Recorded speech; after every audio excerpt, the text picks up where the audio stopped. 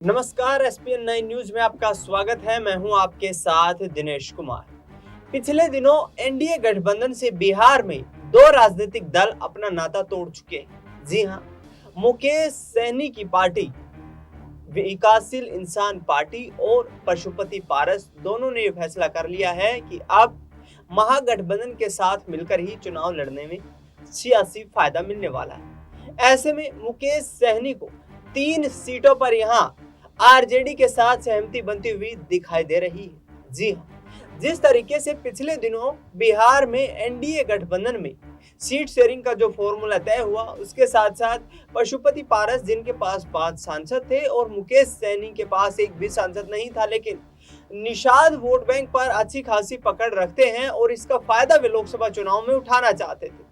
इससे पहले कि आपको बता दें कि मुकेश सहनी को आरजेडी की तरफ से बड़ा ऑफर दिया गया है। मुकेश सहनी को एआईएमआईएम की तरफ से भी बड़ा ऑफर दिया गया है। जी हां, ओवैसी ने उनको साथ लेकर के चलने की बात तक कही थी।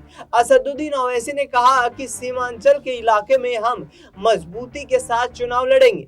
2020 में असदुद्दीन ओवैसी की पार्टी ने 5 विधानसभा सीटों पर सीमांचल के इलाके में जीत दर्ज की थी और वहां पर अब मुकेश सहनी का साथ लेकर कहीं ना कहीं हिंदू वोट बैंक और खासतौर पर निषाद वोट बैंक की जो बहुतायत है, उसका फायदा उठाने की कोशिश यहां पर ओवैसी की तरफ से की जा रही थी।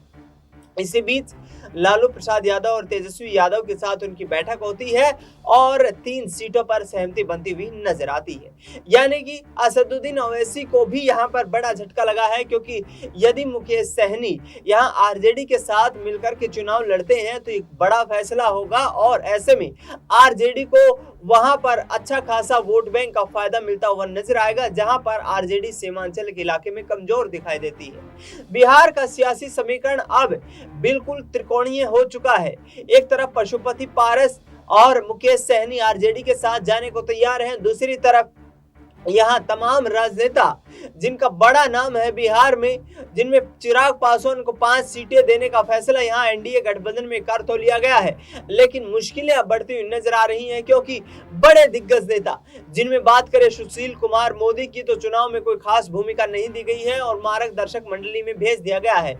इसके अलावा पूर्व केंद्रीय मंत्री अश्विनी चौबे को भी राजनीति से संन्यास दे दिया गया है और शाहनवाज हुसैन को भी पार्टी ने टिकट न देकर भागलपुर से उम्मीदवार उतारकर एक बड़ा झटका दिया है। यानी कि भारतीय जनता पार्टी जो पहले स्टार प्रचारकों की सूची जारी करती है, 40 स्टार प्रचारकों की सूची में भारतीय जनता पार्टी ने बिहार पर जोर तो दिया, लेकिन तमाम वर्तमान में जो बड़े नेता दिखाई दे रहे थे सबको दरकिनार कर दिया है।